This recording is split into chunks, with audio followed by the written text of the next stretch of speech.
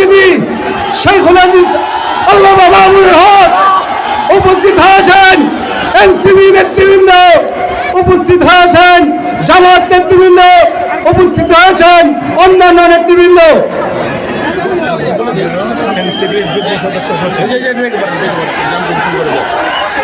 এখন আপনাদের সম্মুখে বক্তব্য রাখবেন এনসিপির যুগ্ম মহাসচিব সদস্য সচিব ফয়সাল মাহমুদ।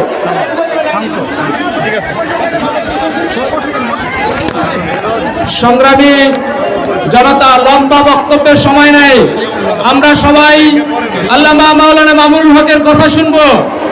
আপনারা একটু ধৈর্য ধারণ করবেন। আপনাদের সামনে আমি এমন একজন ব্যক্তির বার্তা নিয়ে এসেছি, যিনি 24-এর গণঅভ্যুত্থানে, যিনি শহীদ মিনারে দাঁড়িয়ে শেখ হাসিনার রক্তচক্ষুর দিকে তাকিয়ে বলেছিলেন, আমাদের ঘরে ফিরে যাওয়ার সময় নাই, এই ফ্যাসিবাদী সরকারের বিদায় নিতে হবে এবং বাংলাদেশে নতুন রাজনীতির বন্দোবস্ত তৈরি করতে হবে।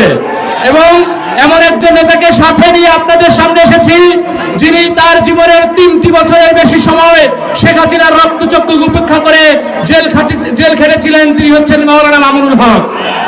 বাংলাদেশের এই যে তরুণ নেতৃত্ব এবং আলেমে দ্বীন এবং ইনসাফের লড়াই যারা করে, এরা সকলে একত্রিত হয়েছে। এই একত্রিত বাংলাদেশের পক্ষ থেকে আমরা 11 দলীয় ঐক্যবদ্ধ বাংলাদেশের পক্ষে থাকব। নাহিদ ইসলামের পক্ষ থেকে, হাসনাত আব্দুল্লাহর পক্ষ থেকে, আক্তার হোসেনের পক্ষ থেকে আপনাদেরকে আহ্বান জানিয়ে আমি আমার সংক্ষিপ্ত বক্তব্য শেষ করছি।